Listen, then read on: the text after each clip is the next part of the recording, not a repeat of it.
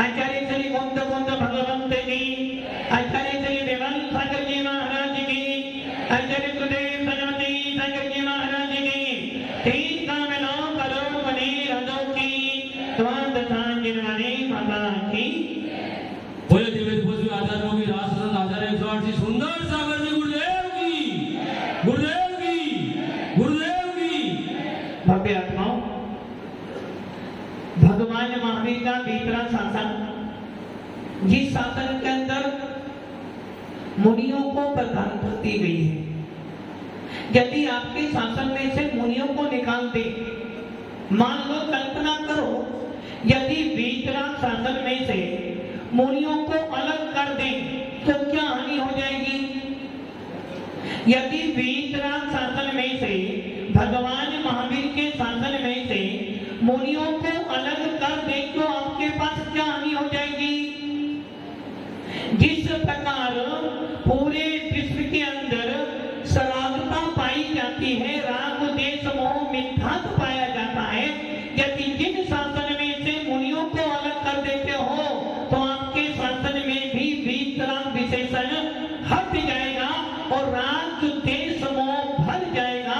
इसलिए भगवान महावीर के शासन में सर्वोपरि यदि कोई पद है, सबसे ऊंचा यदि कोई पद है तो वो है मुनि मुद्रा, वीतराग मुद्रा। और आप चिंतन करो, यदि मुनियों को अलग कर दें, ऐसे भी जैन होंगे, ऐसे भी जैन होंगे जो देव सात गुरु की पूजा करते होंगे, ऐसे भी जैन होंगे जो देव सात गुरु के लिए समर्पित होंगे, और ऐसे भी जैन होंगे जिनकी लाइफ में देव शास्त्र को होंगे किंतु गुरु नहीं होंगे। अब आप ये चिंतन करो, यदि आपकी लाइफ में देव हैं, कौन से देव हैं? वीतरागी देव। जिनवाणी कौन सी है? वीतराग वाणी। किंतु आपने अपनी लाइफ में से गुरुओं को अलग कर दिया तो हानि क्या हो गई आपके बीच में? आप देव को मानते हो, जिनवाणी को मान रहे हो, किंतु गुरु को नहीं मानते तो हानि क्या हुई? हानि क्या हुई? यदि आप गुरु को छोड़ देते हो तो आपके पास तो जिनवाणी भी आने वाली, लेकिन जिनेंद्र देव कौन बनेगा? जो मुनि मुद्रा धारण करते हैं वो ही अरहंत बनते हैं। जो अरहंत बनते हैं उन्हीं की दिव्य देशना निकलती है। इसलिए मुनियों को दूर कर देने से आपके पास अरहंत नहीं मिलेंगे, और जब अरहंत नहीं होंगे तो जिनवाणी मिलने वाली। इसलिए ये ध्यान रख लेना, आपके 20वां शासन में सर्वोपरि यदि कोई पद है तो 5 ही पद हैं जिन्हें आप बोलते हो अरहंत, सिद्ध, आचार्य, उपाध्याय। और पूरे विश्व के अंदर 4 ही मंगल हैं, और उन 4 मंगलों में ही सारे मंगल गर्भित होते हैं। इसलिए ये ध्यान रखना कि आपको जो शासन मिला है पूर्ण रूप से मुनियों पर आधारित है, और मुनियों के बल पर ही आप अपने विशाल जिन मंदिरों को स्थापित करते हो। आपने बहुत बड़ा मंदिर बनाया, बहुत बड़ी प्रतिमा लेकर आ गए, बहुत अच्छा पंडित भी आपके पास में बैठा है, बड़े से बड़ा संगीतकार भी बैठा है, किंतु मुनि ना हो तो क्या होगा? उस पाषाण को कोई भगवान नहीं बना सकता। ऐसा भी सुना है, देखा है कि कुछ वस्त्रधारी भी पाषाण को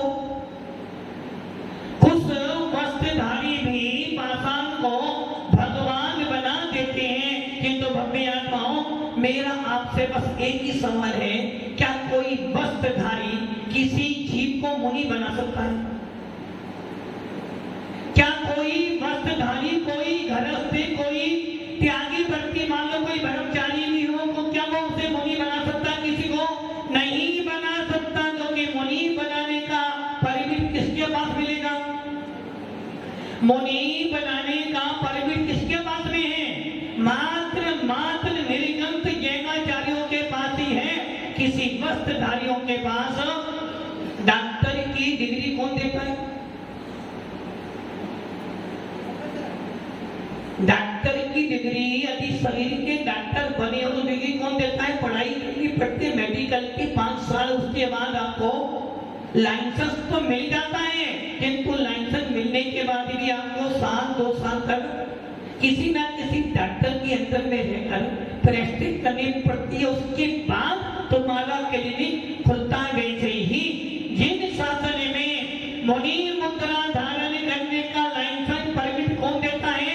आचार्य भगवंत देते हैं, और देने के बाद वो कहते हैं कि रुक, पहले संग में रहे, साधना कर, और जब तू साधना करते करते करते परिपक्व हो जाए तब तुझे अलग से संग दिया जाता है। तो ये ध्यान रख लेना, जिस इंद्रध्वज विधान की आप पूजा कर रहे हो वो इंद्रध्वज विधान पूर्ण रूप से मुनियों पर टिका है, जो कि आप 458 आकृति जिन चैतन्यों की वंदना कर रहे हो, और उन जिन चैतन्यों में अनंत भगवान की प्रतिमाएं विराजमान है, और उन अनंत प्रतिमाओं को बनाने वाला कौन था? कौन था? कीर्ति किसने बनाई थी? और प्रतिमाओं को किसने नहीं बनाया था? बस मुनिराजों ने साधना करी, मोक्ष में चले गए और मंदिर अपने आप बन गया। भव्य आत्माओं, जैन शासन। अब आपसे कोई पूछे कि आपके मध्य लोक में कितने द्वीप समुद्र हैं? आपके मध्य लोक में कितने द्वीप समुद्र हैं? साधना जी, आपके घर में कितने रूम हैं? पता है? कीर्ति जी, आपका मकान कितना बड़ा है? कितने गज में बनाया है? पता है? किंतु 2.5 द्वीप मध्य लोक में कितने द्वीप समुद्र हैं? असंख्यात। मध्य लोक में असंख्यात द्वीप समुद्र हैं, और 2.5 द्वीप के अंदर मात्र कितने द्वीप हैं? 2.5 द्वीप और 2 समुद्र आते हैं। अब आप ये सोच लो, मध्य लोक में असंख्यात द्वीप समुद्र, असंख्यात मतलब आप गिनती नहीं कर सकते हो, इतने द्वीप समुद्र हैं, और 2.5 द्वीप में मात्र 2 समुद्र और 2.5 द्वीप, जम्मू द्वीप, धाकी खंड और आधा पुष्कर द्वीप। और 2 समुद्र कौन से हैं? लवण समुद्र और कालोकरी समुद्र। मात्र आप जो पूजा कर रहे हो, किसकी पूजा कर रहे हो? मध्य लोक की पूजा कर रहे हो, 2.5 द्वीप की पूजा कर रहे हो? 2.5 द्वीप की पूजा कर रहे हो, मध्य लोक की पूजा कर रहे हो? यदि आप 2.5 द्वीप की पूजा करते हो तो मात्र आपके पास 358 जिन मंदिर हैं। यदि आप 2.5 द्वीप की पूजा करते हो तो 398 जिन मंदिर हैं। कैसे? 5 मेरू आपके पास में हैं। कौन कौन से? सुदर्शन मेरू, विजय मेरू, अचल मेरू, मंदर मेरू, विद्युन्मानी मेरू। सुदर्शन मेरू कहां पर है? जम्मू द्वीप के विदेश क्षेत्र के बीचों बीच में। उसमें कितने मंदिर हैं? 16 मंदिर। 16 मंदिर सुदर्शन मेरू के, 34 विज्ञान पर्वत के, 16 वज्रार पर्वत के, 4 जगत के, 2 जम्मू की सालमनी विदित, कितने हो गए? और 6 कुल मिलाकर 78। कितने हो गए? 71 मंदिर एक मेरू के हैं। ऐसे 5 मेरू में 70 और 5 390 हो गए। और 390 के बाद में 4 मंदिर आपके मानसोत्तर पर्वत के। कितने हो गए? 344 मंदिर। अब बचे 4 मंदिर कौन से? जम्मू द्वीप में कैसी रचना थी? जम्मू द्वीप में कितना बड़ा जम्मू द्वीप है? 1 लाख योजन का जम्मू द्वीप है। 1 लाख योजन इंटू 6000 किलोमीटर। और उस जम्मू द्वीप में कितने क्षेत्र थे? 7 क्षेत्र थे, और 6 कुलाचल थे, 14 नदियां थी। उस जैसी रचना जम्मू द्वीप के बीचों बीच में विदेश क्षेत्र था, जिसके अंदर एक सुदर्शन मेरू था, और उसमें कितने वच्छागिरी थे? 16 वच्छागिरी से 32 नगरियां बन गई थी, और एक एक नगरी के अंदर एक एक विज्ञान पर्वत था।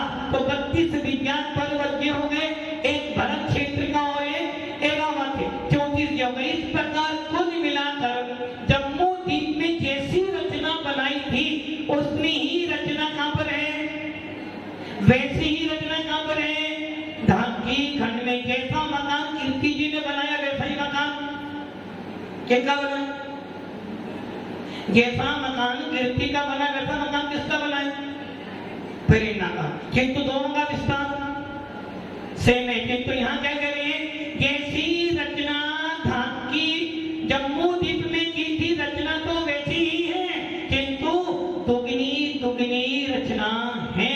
यदि जम्मू द्वीप में एक मेरू था तो धाकी खंड में 2 मेरू हैं।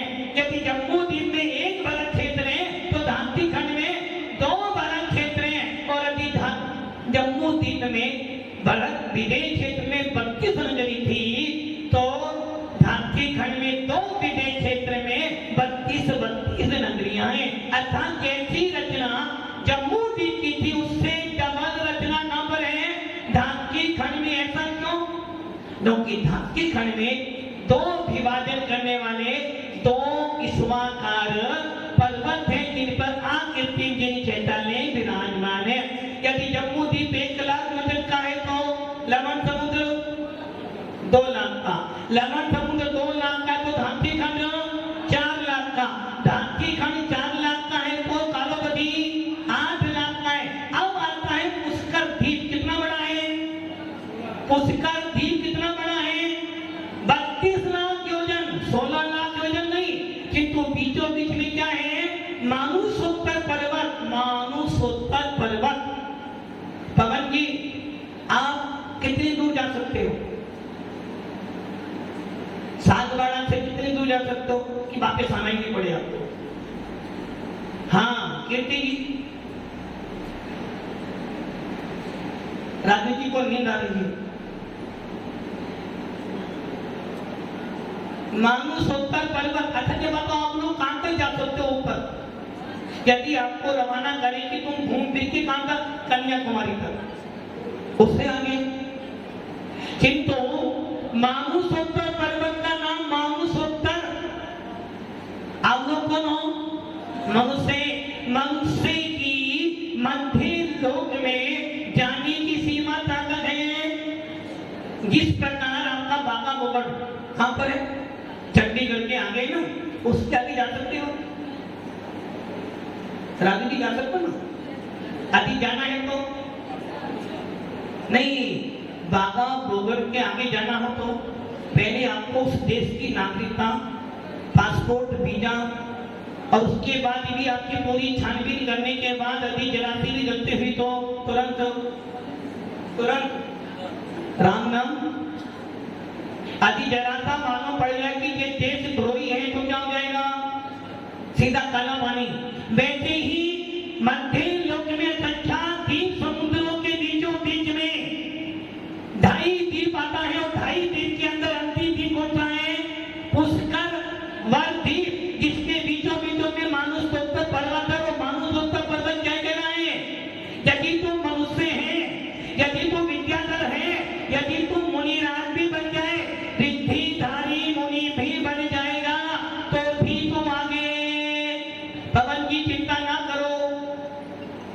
फिर भी आप मानुषोत्तर पर्वत से आगे कौन, मनुष्य नहीं जा सकते, मुनि जा सकते हैं ना। मुनि तो मुनि मनुष्य कोई है, वो तो मुनिराज है। अरे मुनि जो जो मनुष्य आयु को लेकर आया है, मनुष्य गति का जीव भले वो विद्या करो, चक्रवर्ती हो, रिद्धिधारी मुनिराज हो, वो मानुषोत्तर पर्वत से आगे। तो आपकी सीमा कहां तक है, मध्य लोक में मानुषोत्तर पर्वत, उसके आगे आप नहीं जा सकते। इसलिए मनुष्य गति के मनुष्य मात्र 398 जिन मंदिरों के दर्शन तो कर सकते, वो भी कौन, वो भी मुनिराज हो, रिद्धिधारी या विद्याधर हो, विद्या के बल पर जा सकते हैं। आप लोग तो पूरा भारत क्षेत्र भी नहीं घूम सकते। जिस भारत क्षेत्र को, जिस भारत को मानते हो, वो भारत, पूरा भारत क्षेत्र तो हिस्सा है। अब आप सोचो जम्मू द्वीप का विस्तार कितना, 1 लाख योजन इंटू 6000 किलोमीटर, और भारत क्षेत्र का विस्तार है 556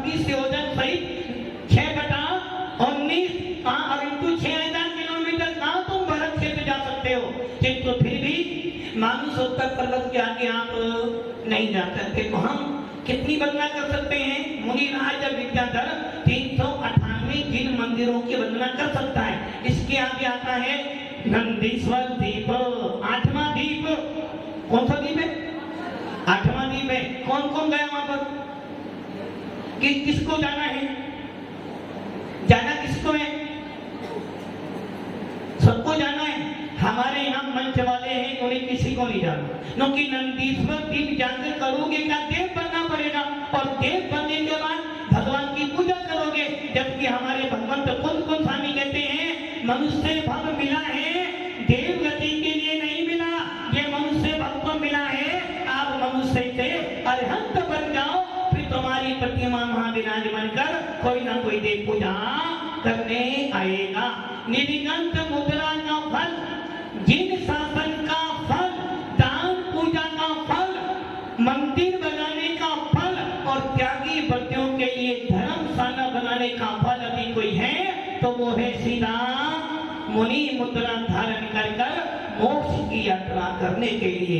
जिन शासन मिला है, भीतरा शासन मिला है अरहंत बनने के लिए, कोई देव गति का देव बनने के लिए नहीं मिला है। अभी कह रहे थे ना माता जी, तुमने खूब दिया भगवान, तेरा बहुत बड़ा एहसान। किसने दिया? कीर्ति जी क्या लेकर आए थे? कीर्ति जी क्या लेकर आए थे आप? नहीं, कुछ तो नहीं, सोना चांदी मकान लाए थे। अरे क्या ले जाओगे? क्या ले जाओगे? कुछ तो ले जाओगे। इतना सारा कमाया है प्रेरणा जी, इतनी बड़ी शॉप बनाइए, कुछ तो ले जाओगे ना ऊपर, क्योंकि ऊपर सोना चांदी मिलेगा नहीं, खाना पीना मिलेगा नहीं, तो क्या ले जाना? 50 किलो सोना ले जाना तो ऊपर काम आएगा। लोग कहते हैं ना, भैया कमा कमा के रख, कोठारी जी कमा कमा के रख ले आगे काम में। कर क्या रहे हो आप सब लोग? क्या कर रहे हो पंकज जी? जोड़ रहे हो ना धनपाल जी? बेचारे बैंक के बाबू जो मिलेगा वो किसके लिए? किसके लिए? देखो भैया, कहाँ है पवन जी? धनपाल जी कह रहे महाराज मैंने इसलिए जुड़ा है कि वो जितना मुझे फंड मिलेगा ना, वो 70-80 लाख, वो सारा का सारा किसके लिए? किसके लिए? पुलिस के लिए तो है नहीं, किसके लिए? वो कह रहे महाराज जी के लिए। तो बस अपना आधा काम तो, अपना आधा काम तो। कीर्ति जी साथ में क्या ले जाओगे? लाए क्या थे? क्या लाए थे? अच्छा, किसको देकर जाओगे? कीर्ति की दो ही बेटे हैं ना, किसको देकर जाओगे? बड़े को छोटे को? दोनों को। और महाराज को? देखो, महाराज के नाम आने पे तो एकदम ये ध्यान रखना, आप कमा कमा के रख रहे हो किसके लिए? परिवार के लिए। तो ये सोच तो लो आप, जब आप जाओगे, आपके जाने के बाद कौन देख रहा है कि आपके बेटे ने कैसा खर्च किया? लोग कहते जी बीमा कंपनी में जमा कर दो, आगे मिलेगा। किसको मिलेगा आगे? आपको। अरे भैया जमा करोगे राजवन जी बीमा कंपनी में, तो बेटे को पोतों को मिलेगा।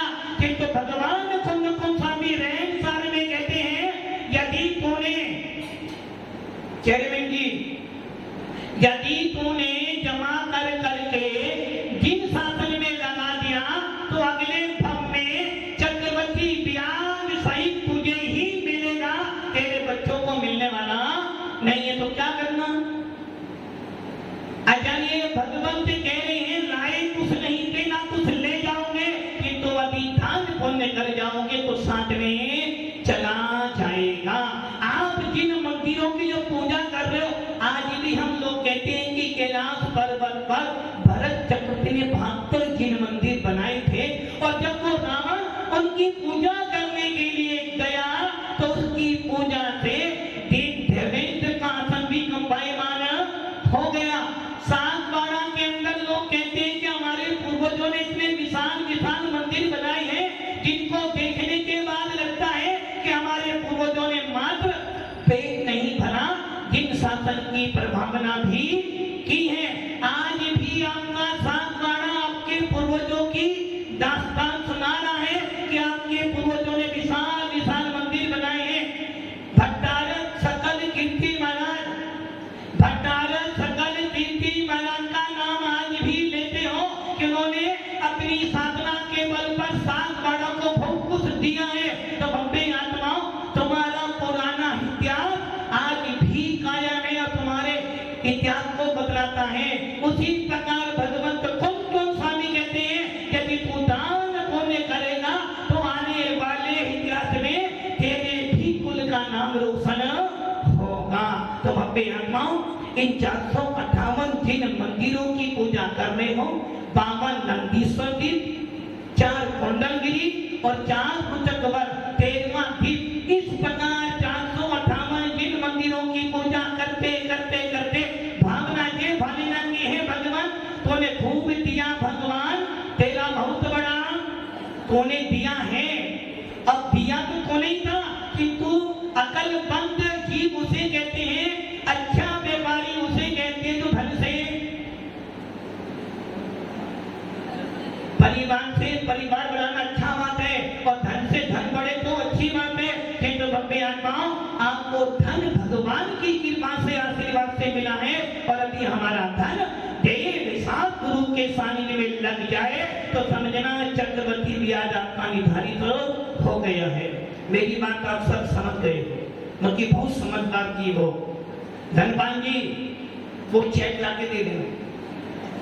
भव्य आत्माओं, बड़े भाग्य से जिनेंद्र देव की पूजा करने का अवसर मिला है, बड़े भाग्य से बड़े पुण्य से हमें जिन शासन मिला है, देव साम गुरु के प्रति हम समर्पित हैं। अपनी चंचला संपत्ति को अविनाशी बनाने के लिए दान पुण्य कर जाओ ताकि 458 जिन मंदिर जब बने थे आपके तो हम उनकी पूजा कर रहे हैं। आपके पूर्वजों ने मंदिर बनाए थे तो आप उनकी पूजा कर रहे हो और अभी हम मुनियों के लिए कुछ कर जाएंगे तो आने वाले काल में मुनि भी रहकर आप कहेंगे कि हाँ सातवाड़ा में कोई दानी था जिसने मुनियों के लिए कुछ किया था। तो भव्य आत्माओं, हमारा लक्ष्य मात्र एक है, वीतरागता प्राप्त करना। जब तक वीतरागता ना मिले स्टेशन बहुत सारे मिलेंगे, रुकना भी पड़ेगा, खाना भी पड़ेगा, कमाना भी पड़ेगा, किंतु लक्ष्य एक ही होगा, आत्मा से परमात्मा बनने का। ओम नमः सिद्धे।